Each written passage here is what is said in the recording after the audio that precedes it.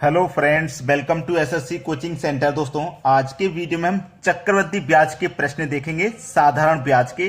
तो यहां पर जब आपको सीआई और एसआई मालूम हो, मतलब चक्रवृद्धि ब्याज भी दिया हो और साधारण ब्याज भी दिया हो, लेकिन आपको दर पूछा जाए, तो दर निकालने के लिए यहां पे जो मैंने फॉर्मूला लिखा है, दर निकालने वाला, दर इक्वल टू सीआई में से आप माइनस कर दोगे एसआई को, यानी कि चक्रवृद्धि ब्याज में से साधारण ब्याज को आप माइनस कर दोगे, बटे में 1/2 आ जाएगा इनटू साधारण ब्याज, और गुने कर देना है 100 से।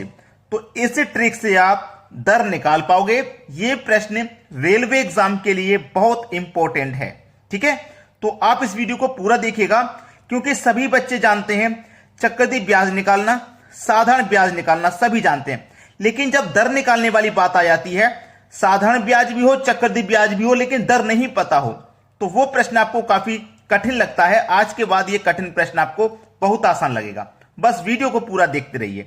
अब देखते हैं प्रश्न है आपका, किसी राशि का 2 वर्ष का चक्रवृद्धि ब्याज 328 रुपये तथा साधारण ब्याज 320 रुपया है, ब्याज की दर क्या है। देखो, मैंने जो फॉर्मूला लिखा था, दर बराबर, फिर से लिख देता हूं, सी आई माइनस एस आई बटे में 1/2 इंटू एस आई, और गुने कर देना है आपको 100 से। बस यही फॉर्मूला आप लगा देंगे, आंसर आ जाएगा। हमें दर निकालना है, मतलब रेट निकालना है। कंपाउंड इंटरेस्ट कितना है, चक्रवृद्धि ब्याज 328 रुपया है, तो 328 रुपया ले लो, 328 रुपया ले लिया। माइनस कर देंगे साधारण ब्याज जो कि 320 रुपया है, ले लिया, बटे में 1/2 इंटू साधारण ब्याज यानी कि 320 रुपया और गुने 100, ठीक है। अब यही आपको आसान हो जाएगा। रेट हम निकाल रहे हैं, 328 में से 320 को आप घटा दोगे, 328 में से 320 घटा दोगे तो 8 बचेगा, बटे में कितना है, देखो 2 से 320 को आप कटा दोगे।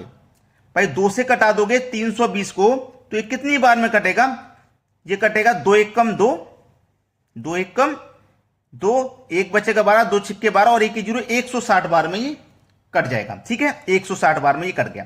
तो नीचे क्या है आपका, 160 का मल्टीप्लाई 1 से करोगे तो 160 ही रहेगा, और गुने कितना है, 100 है।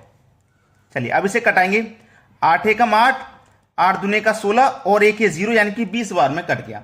और 20 से 100 कट जाएगा 5 बार में, और 5 का मल्टीप्लाई 1 से करेंगे तो 5 ही तो रहने वाला है। तो इसका मतलब आपका रेट कितना निकल के आ गया, 5% का। यह आपके प्रश्न का बिल्कुल सही जवाब है। तो इस फॉर्मूले से आप रेट बड़ी ही आसानी से निकाल पाओगे। अब देखते हैं अगला सवाल। अगला प्रश्न है, एक धन का 2 वर्ष का चक्रवृद्धि ब्याज 410 रुपया तथा साधारण ब्याज 400 रुपया है, ब्याज की वार्षिक दर क्या है। दर बराबर, क्या फॉर्मूला मैंने लिखवाया है, सी आई माइनस एस आई बटे में 1/2 इंटू एस आई गुने 100, ठीक है। चलिए रेट निकालने हम, दर को इंग्लिश में रेट ही कहते हैं। कंपाउंड इंटरेस्ट कितना है, 410 रुपया, 410 लिखो, माइनस करेंगे साधारण ब्याज जो कि हमारे पास 400 रुपया है, बटे में 1/2 इंटू साधारण ब्याज जो कि 400 रुपया है, और गुने 100। अब देखो हल हो जाएगा, 410 में से 400 घटा देंगे तो केवल 10 बचेगा, 2 से कटा दो 400 को तो 200 बार में कटेगा ये, तो बटे में कितना आ गया, 200, क्योंकि 200 का मल्टीप्लाई 1 से होगा तो 200 ही रहेगा, और गुने कितना यहां पे 100, ठीक है। चलिए कटा दो, 2 0 से ये 2 0 कट गए, और 210 को कटाऊंगा 5 बार में कट जाएगा। मतलब रेट यहां पर कितना निकल के आया आपका, 5% का। पिछले क्वेश्चन में 5% रेट था, इस क्वेश्चन में भी रेट 5% है। ये हो जाएगा आपके सवाल का बिल्कुल सही जवाब। अब देखते हैं अगला प्रश्न। अगला प्रश्न है, किसी धन पर 2 वर्ष का चक्रवृद्धि ब्याज 220 रुपया तथा 4 वर्ष का साधारण ब्याज 400 रुपया है, तो दर क्या है। फॉर्मूला वही रहेगा, दर बराबर सी आई माइनस एस आई बटे में 1/2 इंटू एस आई गुने 100। अब यहां पे प्रश्न में एक गलत चीज दे दी गई है जिसको आपको सुधारना है। एग्जामिनर ने तो आपको दे दिया, लेकिन उसमें सुधार आपको करना है। क्या सुधार करना है कि 2 वर्ष का चक्रवृद्धि ब्याज है और 4 वर्ष का साधारण ब्याज। जब 2 वर्ष का चक्रवृद्धि ब्याज रहे तो साधारण ब्याज भी 2 ही वर्ष का लेना है आपको। समझ में आ गया ना। तो चलिए यहां मैं आपको बता देता हूं, सीआई आपका कितना है भैया, सीआई है आपका 220 रुपया। कितने समय का है, 2 साल का, यानी कि 2 ईयर का है। तो 2 ईयर का ही हम एसआई लेंगे, ठीक है। अब एसआई साधारण ब्याज प्रत्येक वर्ष के लिए समान होता है। अब ये 4 वर्ष का 400 है तो 1 वर्ष का 100 रुपया होगा, 2 वर्ष का 200, 3 वर्ष का 300, 4 वर्ष का 400। तो 2 वर्ष का एसआई कितना होगा, 200 रुपया होगा। इस चीज को हमेशा ध्यान में रखें। अब सवाल का आंसर सही आएगा, वरना अगर साधारण ब्याज आप 400 ही रख देते ना यहां पे प्रश्न में, तो फिर आंसर नहीं आता, गलत हो जाता। चलिए निकाल लीजिए दर।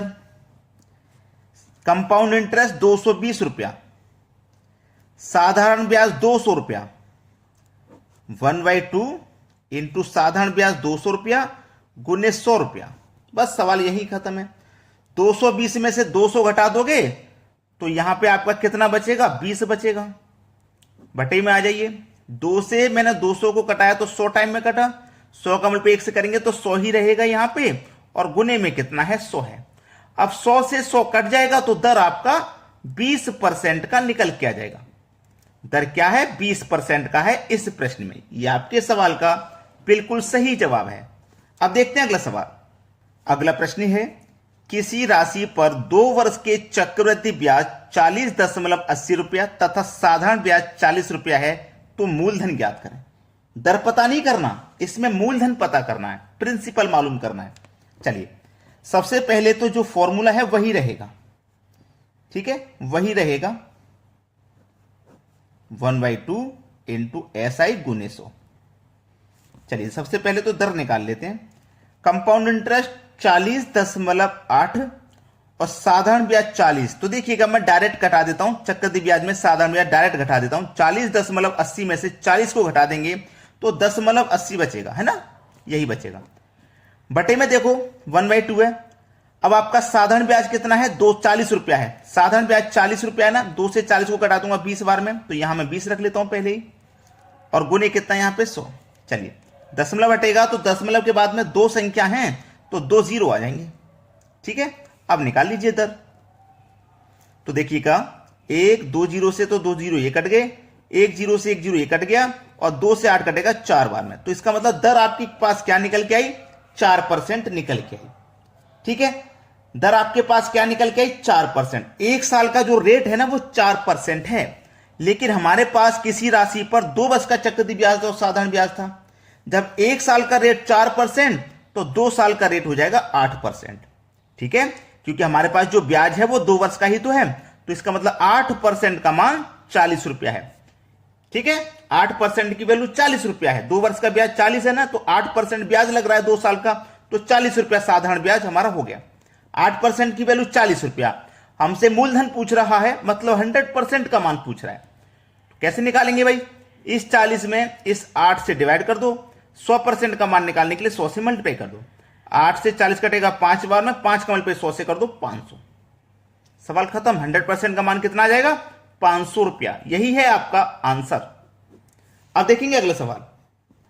अगला प्रश्न है, 5000 रुपए पर 2 वर्षों के चक्रवृद्धि ब्याज और साधारण ब्याज का अंतर 32 रुपया है, ब्याज की दर क्या है। देखिए ये जो अंतर वाला प्रश्न है, चक्रवृद्धि ब्याज और साधारण ब्याज का अंतर वाला प्रश्न, या तो 2 वर्ष के लिए आता है या 3 वर्ष के लिए आता है, उससे ज्यादा नहीं।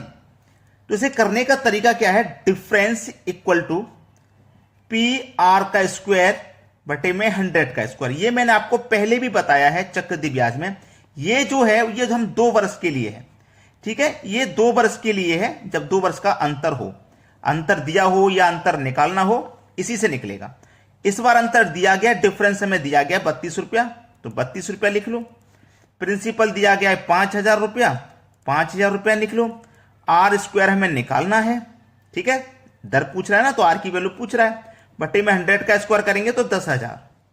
अब 1 2 3 जीरो से 1 2 3 जीरो ये कट जाएंगे, 10 का मल्टीप्लाई 32 से हो जाएगा तो ये 320 हो जाएगा, बराबर इधर क्या बचा 5 और इधर आर स्क्वायर, यही तो है। 5 से कटा दूंगा इसको, 5 छिक्के 30, 2 बचेगा 20, तो 5 चौके 20, इधर बचा क्या 64 और इधर बचा आर स्क्वायर। अब देखो ये स्क्वायर जब यहां से हटेगा तो इधर आके इसके ऊपर स्क्वायर रूट का साइन लगेगा। अब 64 का स्क्वायर रूट 8 होता है, तो आर की वैल्यू हमारे पास कितनी आ गई, रेट कितना आ गया, 8% का रेट आ जाएगा। बी ऑप्शन है प्रश्न का बिल्कुल सही जवाब। अब देखेंगे अगला सवाल। अगला प्रश्न है 8,000 रुपए का 3 वर्ष के साधारण ब्याज व चक्रवृद्धि ब्याज का अंतर 61 रुपए है, तो ब्याज की दर क्या है। यह सवाल मैं आपको होमवर्क के लिए दूंगा। मैंने पहले भी चक्रवृद्धि ब्याज और साधारण ब्याज के बहुत सारे क्वेश्चन कराए हैं, अलग से वीडियो भी बनाया है अंतर वाले सवालों के ऊपर।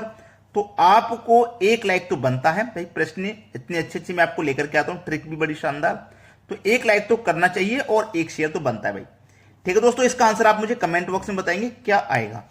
धन्यवाद।